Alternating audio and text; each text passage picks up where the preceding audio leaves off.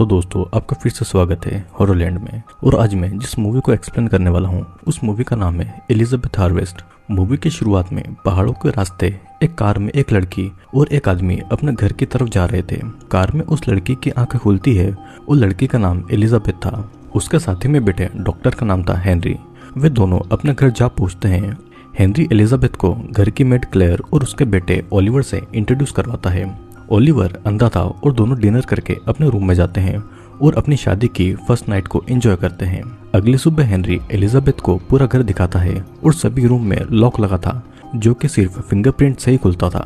घर में एक रूम ऐसा भी था जहां पर जाने के लिए हेनरी एलिजाबेथ को मना कर देता है और वो वहीं पर एलिजाबेथ को प्यार करने लगता है। अब क्लेयर उन दोनों के मूवमेंट्स को देखकर वहां से चली जाती है और रात को हेनरी एलिजाबेथ से कहता है कि वो काम के लिए सुबह ही निकलने वाला है।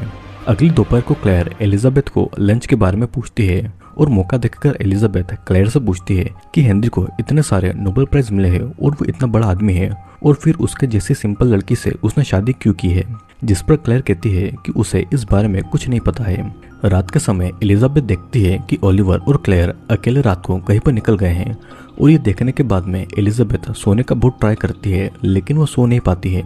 उसे नींद आ ही नहीं रही थी। एलिजाबेथ उठकर उस रूम में जाती है जहाँ पर जाने के लिए हेनरी ने उसे मना किया था और वो पूरा रूम किसी लेबोरेटरी की तरह था। वहाँ पर बहुत सारी मशीनें चल रही थी और वहाँ की एक मशीन जब वो खुलती है तो वहाँ पर एक लड़की सो रही थी जो कि बिल्कुल उसी की तरह दिखाई देती थी। वो फिर उस रूम से निकलने के लिए भागती है लेकिन एक जगह पर टकराकर उसकी उंगली से खून निकलने लगता है। वो अपने रूम में आकर अपने जख्मों पर बैंडेज लगाती है और वो किसी को फोन लगाती है लेकिन वो किसी को भी फोन नहीं लगा पा रही थी और वो थक कर वहीं पर सो जाती है। अगले दिन से एलिजाबेथ हेनरी से अनकंफर्टेबल फील करने लगी थी। हेनरी उसकी परेशानी के बारे में पूछता है। एलिजाबेथ फोन के बारे में बताती है कि यहाँ से कहीं पर फोन ही नहीं लगता है और हेनरी ऐसा कह देता है कि ऐसी जगह से फोन नहीं लगना एक नॉर्मल बात है। हेनरी फिर एलिजाबेथ की इंजर्ड उंगली के बारे में एलिजाबेथ से पूछता है जिस पर वो कहती है कि ये बस एक एक्सीडेंट है और फिर हेनरी एलिजाबेथ के साथ में इंटीमेट होता है लेकिन एलिजाबेथ इसको एंजॉय नहीं करती है और वो इंटीमेट होते समय रोने लगती है। अब आधी रात को हेनरी उठकर रूम से बाहर जाता है और एलिजाबेथ उसे फॉलो करती है।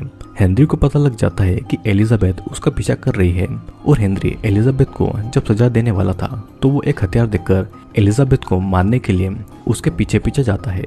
एलिजाबेथ घर से बाहर निकलने की कोशिश करती है पर उसका फिंगरप्रिंट लॉक काम नहीं कर रहा था। अब एलिजाबेथ वाइन शेल्फ के पीछे छुप जाती है और उसी रूम में हेनरी भी आ जाता है पर वो एलिजाबेथ को नहीं देखता है और फिर वो लिविंग रूम में जाता है। एलिजाबेथ जब वहां से निकलती है तो देखती है कि लिविंग रूम खाली है और अपनी सेफ्टी के लिए वो भी एक हथियार उठाकर ऊपर के रूम की तरफ जाने लगती है लेकिन हेनरी वहीं पर छुपा हुआ था और वो एकदम से निकलकर एलिजाबेथ पर हमला करके उसे मार डालता है। अगली सुबह ओलिवर और क्लेयर एलिजाबेथ की बॉडी को दफनाकर ठिकाने लगा देते हैं और फिर ओलिवर क्लेयर और हेनरी के साथ में मिलकर ब्रेकफास्ट करते हैं जैसे कि कुछ हुआ ही ना हो।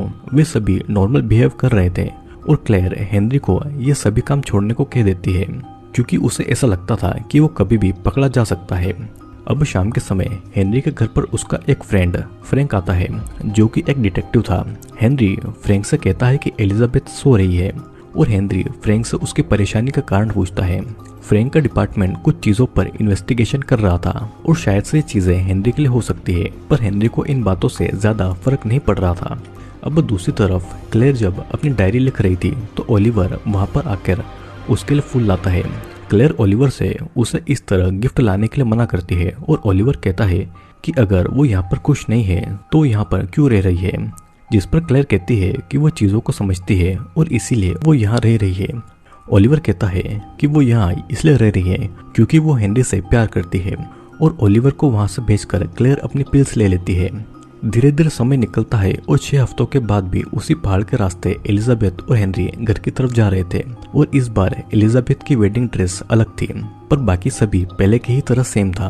हेनरी एलिजाबेथ को क्लेयर और ओलिवर से इंट्रोड्यूस कराता है और पूरा घर दिखाता है और उसी लेबोरेटरी रूम में जाने से मना कर देता है। अब डिनर करने के बाद में दोनों इंटीमेट होते हैं और सोने से पहले हेनरी उसे कहता है कि सुबह उसे काम के लिए कहीं पर जाना है। एलिजाबेथ को नींद नहीं आ रही थी तो वो किचन में जाती है जहाँ पर उसे क्लेयर मिलती है। वो क्लेयर को हेनरी के बारे में पूछती है क्योंकि वो हेनरी के बारे में जानना चाहती थी। क्लेयर कुछ बता पाती उससे पहले ही हेनरी वहाँ पर आकर एलिजाबेथ को अपने साथ में रूम में लेकर चला जाता है।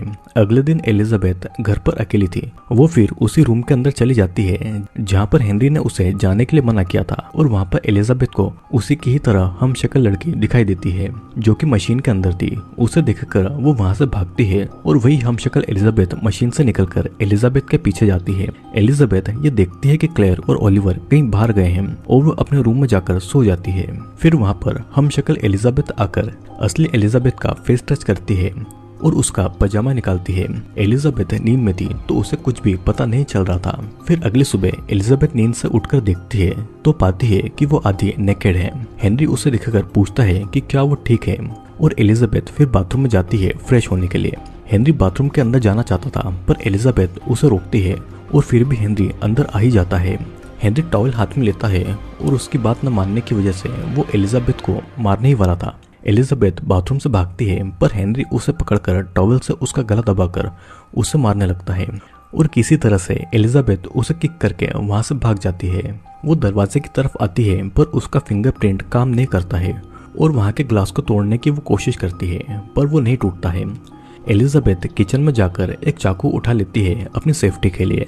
हेनरी एक कपड़े पर क्लोरोफॉर्म लगाकर एलिजाबेथ को पकड़ने जाता है। हेनरी लिविंग रूम में जाकर पियानो बजाता है। फिर वो पियानो की रिकॉर्डिंग बजा देता है ताकि एलिजाबेथ को लगे कि हेनरी अभी भी वहीं पर है। एलिजाबेथ जब किचन से निकलती है तो हेनरी उसे पकड़कर क्लोरोफॉर्म का कपड़ा उसके मुंह पर लगा देता है, जिससे कि एलिजाबेथ बेहोश होने का नाटक करती है और मौका मिलते ही वो हेनरी पर चाकू से कई बार वार करती है और हेनरी वहीं पर मारा जाता है। अब क्लोरोफॉर्म की वजह से एलिजाबेथ उसके पास ही बेहोश हो जाती है और कुछ समय के बाद में एलिजाबेथ को होश आता है तो वो उठकर हेनरी की बॉडी को दरवाजे के पास ले जाती है। वो हेनरी की फिंगरप्रिंट से दरवाजा खोलने की कोशिश करती है पर दरवाजा नहीं खुलता है और वो घर से खून को साफ करती है, जिसके बाद में वो हेनरी की डेथ बॉडी छुपा देती है। वो फिर नहाती है और अपने शरीर से खून को साफ करती है और अपने खून से सने कपड़ों को जला देती है और वो अपनी वेडिंग रिंग को भी उतार देती है। फिर वो थक कर सोफे पर सो जाती है और तभी उसे हेनरी का फोन बजने की आवाज सुनाई देती है। वो जब हेनरी के फोन को देखती है तो उस पर क्लेयर के बहुत सारे मिस कॉल आए हुए थे। फिर एलिजाबेथ 911 पर कॉल कर ये बताती है कि वो अपने घर पर लॉक हो गई है, पर उसके घर का एड्रेस भी उसे नहीं पता था और वो कुछ और बता पाती उससे पहले ही क्लेयर और ओलिवर घर पर आ गए थे। एलिजाबेथ ऐसा दिखाती है कि जैसे वहाँ पर कुछ हुआ ही नहीं हो और वो बुक पढ़ने का नाटक करती है और वो क्लेयर से कहती है कि हेनरी ऊपर कमरे में सो रहा है और क्लेयर और ओलिवर उसे वहाँ पर देखकर शॉक्ड हो गए थे। क्लेयर किचन में जाती है और अचानक उसे हार्ट अटैक आ जाता है और वह किसी तरह 911 पर कॉल करके एम्बुलेंस को बुलाती है और कुछ ही समय में एम्बुलेंस वहाँ पर आकर क्लेयर को हॉस्पिटल लेकर जाती है। और उसी का मौका देखकर एलिजाबेथ घर से बाहर निकलने वाली थी पर ओलिवर उसे रोककर कहता है कि अगर वो यहाँ से बाहर गई तो वो भी उसे पुलिस से नहीं बचा सकता और उसे पता है कि एलिजाबेथ ने ही हेनरी को मार दिया है। एलिजाबेथ कहती है कि उसने ये सेल्फ डिफेंस में किया है और ओलिवर उसे हेनरी की डेथ बॉडी दिखाने को कहता है।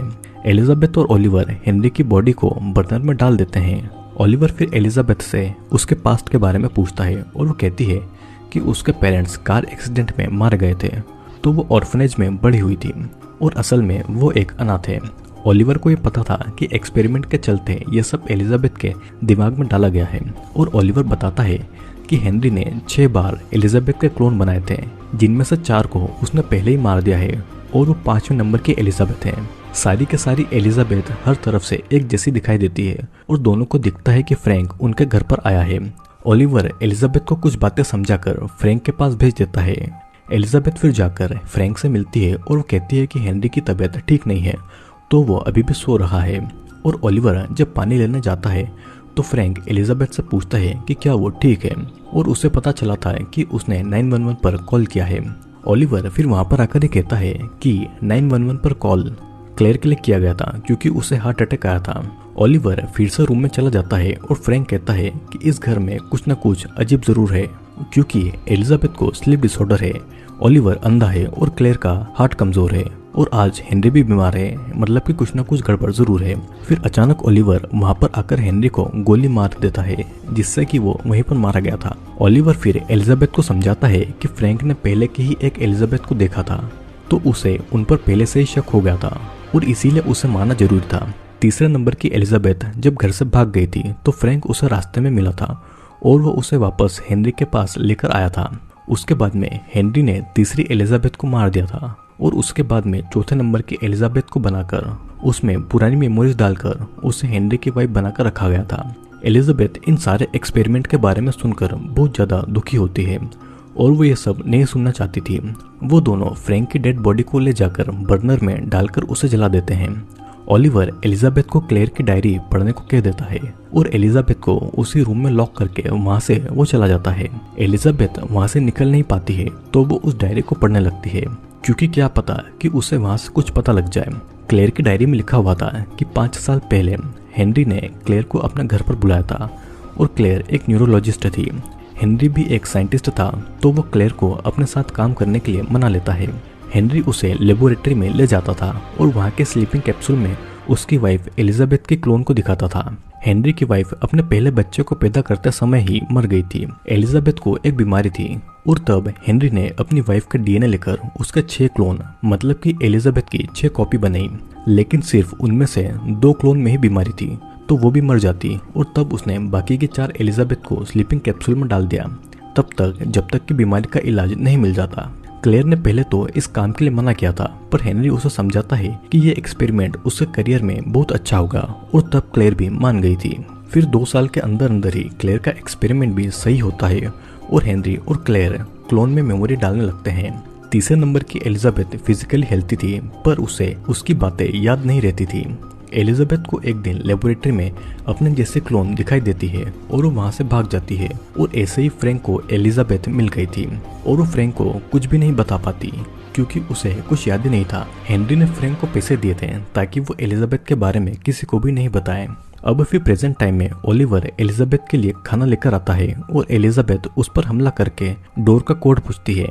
ओलिवर कोड बता देता है और एलिजाबेथ उसे बेल्ट से बांधकर डोर के पास जाती है। वो वही कोड डोर के लॉक में लगाती है, पर डोर नहीं खुलता है क्योंकि ओलिवर ने उसे गलत कोड बताया हुआ था। एलिजाबेथ फिर से रूम में चली जाती है तो ओलिवर वहां से भाग चुका था। एलिजाबेथ फिर किचन से एक चाकू उठा लेती है और एलिजाबेथ उसी लेबोरेटरी में जाती है। वहां पर ओलिवर 6 नंबर की एलिजाबेथ क्लोन का ध्यान रख रहा था। ओलिवर उसे कहता है कि वो जाए उस डायरी को पूरा पढ़े, जिसके बाद में वो उसे यहाँ से जाने देगा। और मौका मिलते ही ओलिवर एलिजाबेथ को एनेस्थेसिया का इंजेक्शन देकर बेहोश कर देता है। एलिजाबेथ जब नींद से उठती है तो हेनरी ने उसके पैर पर चेन लगाकर उसे बांध कर रखा हुआ था और उसका रूम भी बाहर से लॉक कर दिया गया था। एलिजाबेथ चेन नहीं खोल पाती है तो फिर से डायरी पढ़ने लगती है, जिसमें लिखा था कि कुछ दिन के बाद में तीसरे नंबर की एलिजाबेथ मर गई थी। हेनरी क्लेयर से कहता है कि वो खुद मरी है और क्लेयर को हेनरी पर ही शक होता है, पर वो कुछ नहीं बोलती है और तीसरे नंबर की एलिजाबेथ को दफनाकर वो फिर से अपने एक्सपेरिमेंट को करने लगते हैं और ऐसे ही 6 महीने बीत जाते हैं। हेनरी अब अपने एक्सपेरिमेंट को पूरा होने की पूरी आशा खो देता है और इसी समय क्लेयर और हेनरी करीब आ जाते हैं और दोनों इंटीमेट भी होते हैं। अब प्रेजेंट टाइम में ओलिवर खाना लेकर एलिजाबेथ के पास में आता है और उसे डायरी से क्या पता चला ये पूछता है। एलिजाबेथ कहती है कि अब तक डायरी में उसके बारे में कुछ नहीं लिखा है और ओलिवर बताता है कि क्लेयर ने सही क्लोन बनाया था, पर हेनरी ने उसमें हेरफेर की थी। वो जब बोर्डिंग स्कूल में था तभी सारे क्लोन्स तैयार हो गए थे। जब वो 12 साल की उम्र में घर पर आया था तो उसने दूसरे नंबर की एलिजाबेथ को देखा था और उसके मुताबिक वो एलिजाबेथ सबसे ज़्यादा सुंदर थी और उसी के बाद ओलिवर अंधा हुआ था। दूसरे नंबर की एलिजाबेथ और ओलिवर बहुत अच्छे दोस्त बन गए थे और तब हेनरी ने जलन में आकर ओलिवर को अंधा कर दिया था क्योंकि वो हेनरी से नफरत करता था। ओलिवर वहां से चला जाता है और एलिजाबेथ फिर से डायरी पढ़ने लगती है, जिसमें लिखा था कि क्लेयर ने हेनरी से ब्रेकअप कर लिया था और उसे पता था कि वो कभी भी एलिजाबेथ की जगह नहीं ले सकती है। और एक दिन क्लेयर हेनरी से पूछती है कि वो आखिरकार चाहता क्या है और वो ये एक्सपेरिमेंट क्यों कर रहा है, जिस पर हेनरी कहता है कि वो अपनी पहली वेडिंग नाइट मतलब कि अपनी सुहागरात को बार बार जीना चाहता है। क्लेयर हेनरी से प्यार करती थी तो मजबूरी में उसकी हेल्प करने लगती है और इसी तरह चौथे नंबर की एलिजाबेथ भी रेडी हो जाती है। क्लेयर को पता लगता है कि एलिजाबेथ का बच्चा भी उसके साथ में पैदा होते ही मर गया था।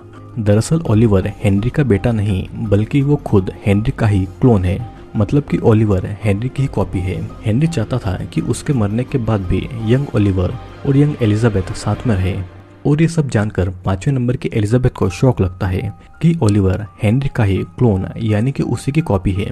अब दूसरे दिन ओलिवर कैची से डराकर एलिजाबेथ से पूछता है कि उसे डायरी से क्या पता लगा, जिस पर एलिजाबेथ बताती है कि वो हेनरी का क्लोन है, लेकिन हेनरी ने ओलिवर को बर्थ सर्टिफिकेट दिया है और उसके हिसाब से वो क्लोन नहीं है। एलिजाबेथ उसे सेड्यूस करती है और कहती है कि वो दोनों अब से साथ रहेंगे और मौका देखकर वो कैची ओलिवर से छीन लेती है और अपने पैरों की चेन को खोल लेती है, जिसके बाद में वो ओलिवर को डोर का कोड पूछती है। वो फिर ओलिवर को मार ही रही थी कि तभी 6ठे नंबर की एलिजाबेथ आती है। उसने अपनी वेडिंग ड्रेस पहन कर रखी हुई थी और उसके हाथ में एक गन भी थी। 6ठे नंबर की एलिजाबेथ ओलिवर को बचा रही थी। फिर 5वें नंबर की एलिजाबेथ उसे समझाती है कि ओलिवर एक अच्छा आदमी नहीं है, लेकिन वो क्लोन एलिजाबेथ उसकी बातें नहीं सुनती है और फिर एलिजाबेथ कैची से ओलिवर पर हमला कर देती है और उसे वो होस्टेज बना लेती है।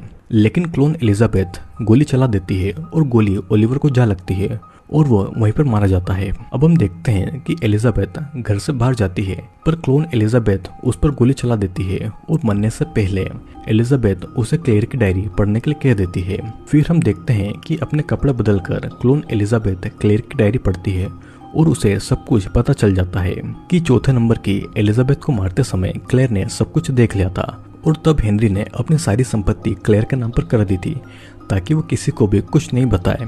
क्लेयर पुलिस को ये सब कुछ बताने वाली थी, लेकिन कोई भी उस पर विश्वास नहीं करता क्योंकि हेनरी की वाइफ एलिजाबेथ तो पहले ही मर चुकी थी। हेनरी को एलिजाबेथ को बार बार मारने में मजा आ रहा था और उसे कोई दुख भी नहीं था क्योंकि ये सारी एलिजाबेथ असली एलिजाबेथ की क्लोन थी।